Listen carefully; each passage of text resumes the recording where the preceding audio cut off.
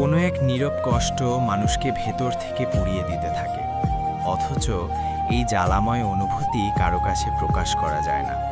কষ্ট হচ্ছে নীরব ঘাতক, যে কোনো মানুষকে যে কোনো মুহূর্তে ভিতর থেকে শেষ করে দিতে পারে। তোমার দেয়া কষ্টটাই এই পৃথিবীতে আমার জন্য সবচেয়ে মূল্যবান উপহার। তার জন্যই আমি নিজেকে নিয়ে ব্যস্ত হতে পেরেছি। কষ্টের মাধ্যমে আমাদের জীবন অর্থবহ হয়ে ওঠে। একতরফা সুখী জীবন কখনোই মানুষের কাম্য নয়। মানুষের সহ্য ক্ষমতার বাইরে চলে গেলে তখন আর সে কষ্টটাকে গভীর মনে হয় না, বরং তখন সেটা হয় অভিজ্ঞতা। প্রচণ্ড অপমান আর কষ্ট নিয়ে আমি তোমার জীবন থেকে হারিয়ে গিয়েছি। এখন শত অনুরোধেও আর তোমার ঘরে ফিরব না। যাকে আঁচল বিছিয়ে আপন করে নিয়েছিলাম, সেই এক বুক কষ্ট উপহার দিয়ে গেল। দুঃখ কষ্ট সইতে সইতে একটা সময় আমরা দুর্ভেদ্য হয়ে ওঠে। নিজের মনের চারিদিকে এক শক্ত প্রাচীর দাঁড় করিয়ে দিই। এই পৃথিবীতে দমেহীন কষ্টের চেয়ে আর বড় কিছু কি আছে? নেই হয়তো। কান্না যেখানে নিত্যসঙ্গী, কষ্ট সেখানে সবচেয়ে প্রিয় বন্ধু, যারা একে অপরের অবিচ্ছেদ্য অংশ। যে কষ্ট সইতে জানে, সে প্রকৃতভাবে সুখের মূল্য দিতে জানে। তাই এমন কাউকে খুঁজে নিন যে কষ্ট সয়েছে। অস্থির ভার সয়ে নেয়ার অসীম ক্ষমতা যার আছে, সেই হয়তো নিজেকে জয় করে নিয়েছে। তোমাকে কষ্ট দেওয়ার মূল্য আজকে আমি হাড়ে হাড়ে টের পাচ্ছি। আমি সবচেয়ে মূল্যবান সম্পদটা হারিয়ে ফেলেছি। কাউকে কষ্ট দেয়া এক প্রকার পৈশাচিক আনন্দ। মানুষ এই আনন্দটা নিতেই বেশি পছন্দ করে। কাউকে হারাবার কষ্ট বয়ে চলেছি আমি জানি না এ পথের শেষ কোথায়। আপনি হয়তো জানেন না আপনার সামনে দাঁড়িয়ে থাকা মানুষটা কতটা কষ্ট পার করে এসেছে। তাই প্রতিটি মানুষের সাথে আন্তরিকতা প্রকাশ করুন। এক নিদারুণ কষ্ট নিয়ে তোমার কথা ভাবছি। কি দুর্দান্ত রকমের অভিনয় ঘুরে গেছো আমার সাথে। তোমার একটু হাসির বিনিময়ে আমি হাজারো কষ্ট সয়ে নিতে পারি। শুধু বিনিময়ে আমাকে একটু ভালোবাসা দিও। এত বিশাল আকাশেরও কষ্ট আছে।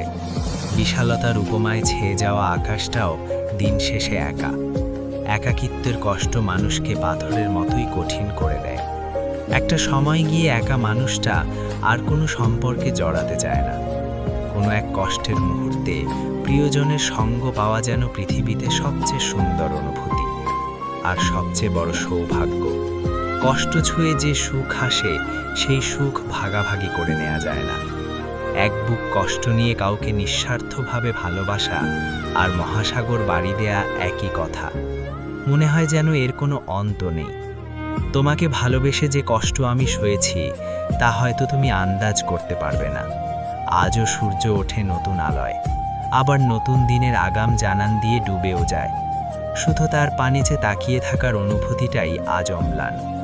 তবুও কেটেই যাচ্ছে সময়, নিজের মতো বুকে নিয়ে এক গভীর ক্ষত। আমি মানবিকতায় দুর্বল, কারণ আমি অমানবিকতা দেখেছি। আমি অসহায়ের প্রতি দুর্বল, কারণ আমি অসহায়ত্ব দেখেছি। সব কিছু আছে, তারপরেও কি যেন একটা নেই অনুভব করার নামই হচ্ছে নিঃসঙ্গতা। সময় আর ভালোবাসা আজকাল পাল্লা দিয়ে বদলায়।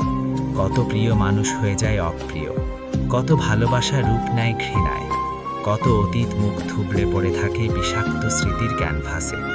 তবুও মানুষ ভালো থাকে, অতীত ভুলিয়ে বর্তমানকে সাজায়। আমরা জীবনে সবচেয়ে বেশি যে জিনিসটা করি সেটা হলো অভিনয়। আর অভিনয় করতে গিয়ে যে জিনিসটা সবচেয়ে বেশি করতে হয় সেটা হলো মিথ্যের অনুশীলন। অভিনয় আর মিথ্যের বলয় থেকে যে নিজেকে বের করতে পারবে, সেই পাবে প্রকৃত মুক্তির স্বাদ। কেউ বিশ্বাস করুক আর নাই করুক, আমি বলছি প্রেমের রং হলো সবুজ। খাঁচায় বন্দি পাখি যে গান গায়, সেটা মুক্তির গান। স্বৈরাচারীরা স্বাধীন থাকে, কিন্তু তারা স্বাধীনতা উপভোগ করতে পারে না। ইচ্ছা যখন বর্তমানে থাকে, উপায় তখন ভবিষ্যতে বাস করে।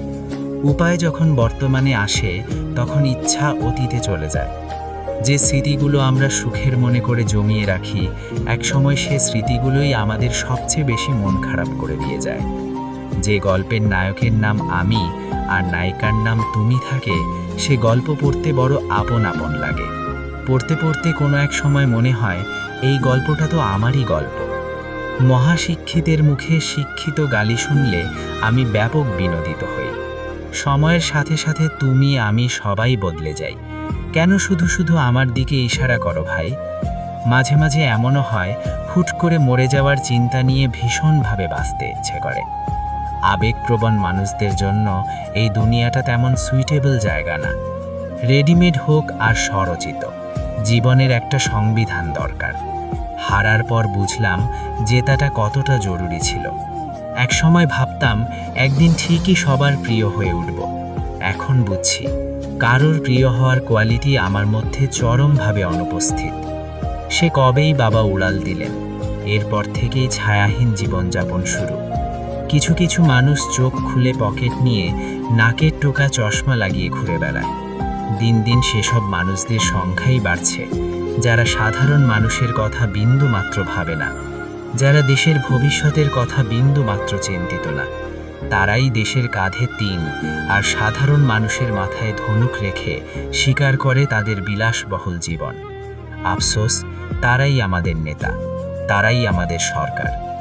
দুবেলা দুমুঠো ভাত চাই, সেই ভাত রান্নার জন্য গ্যাস চাই। উদ্দেশ্য ছাড়া কষ্ট অর্থহীন। সকল কষ্টের সবচেয়ে ভালো ঔষধ হলো ধৈর্য। উৎকৃষ্ট জিনিস পেতে হলে কষ্ট করতে হয়। নিজেই নিজের কষ্টের কারণ হবেন না, কারণ এটি অত্যন্ত ভয়াবহ। প্রতিনিয়ত কষ্টের কারণেই মানুষ নতুন নতুন সমস্যার সমাধান করে। কষ্ট ভাগাভাগি করতে শেখো, এটি তোমাকে অনেকভাবে সাহায্য করবে। জীবন যত কষ্টকর হবে, সফলতার পথ তত মলিন হতে থাকবে। প্রতিটি ইচ্ছা পূরণের পেছনে রয়েছে একটি চরম কষ্ট ভরা ঘটনা। যে কখনো কষ্ট করেনি সে কখনো জানবেও না কষ্টের ফল কতটা মিষ্টি। একজন প্রকৃত মানুষ হাসি মুখে কষ্ট করে, কারণ সে এর ফলাফল জানে। কষ্টের পূর্বাভাস নিয়ে ভাবা যাবে না, কারণ এটি আপনাকে দুর্বল বানাতে সক্ষম।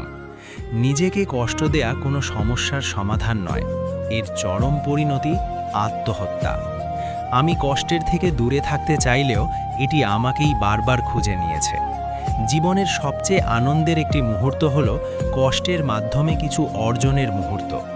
কষ্টের সময় সকলে ভালোবাসা দেখায় না, যারা দেখায় তারাই তোমার প্রকৃত শুভাকাঙ্ক্ষী। কষ্ট এবং জীবন পরস্পরের সাথে সম্পৃক্ত, কারণ আপনি কষ্ট করলে সেই কষ্ট আপনাকে ভালো কিছু দেবে। প্রতিটি মানুষ যারা জীবনে সফলতা লাভ করতে চান, তাদের অবশ্যই কষ্ট সহ্য করার মনোভাব থাকতে হবে। যে মানুষগুলো একদিন তোমার কষ্টের কারণ হয়েছিল, তারাই একদিন তোমার সুখের ভাগিদার হতে আসবে। নিজেকে নিজের সমান উচ্চতায় নিয়ে যেতে যে পরিমাণ কষ্ট করেছে তা ধারণার বাহিরে। কষ্ট মানুষ, এলাকা বা পরিস্থিতি দেখে আসে না, এটা যে কোনো মুহূর্তেই আসতে পারে, যার জন্য আমাদের প্রস্তুত থাকা আবশ্যক। যারা নিয়মিত মাসুদ রানা ব্লগ চ্যানেলের ভিডিও দেখেন, তাদের প্রতি অফুরন্ত কৃতজ্ঞতা। নতুন বন্ধুরা একটু সাবস্ক্রাইব করে নিন প্লিজ। আর হ্যাঁ, ভিডিওটা যদি একটুও ভালো লেগে থাকে তাহলে শেয়ার করে আরও বেশি মানুষের কাছে পৌঁছে দিন। Love you all.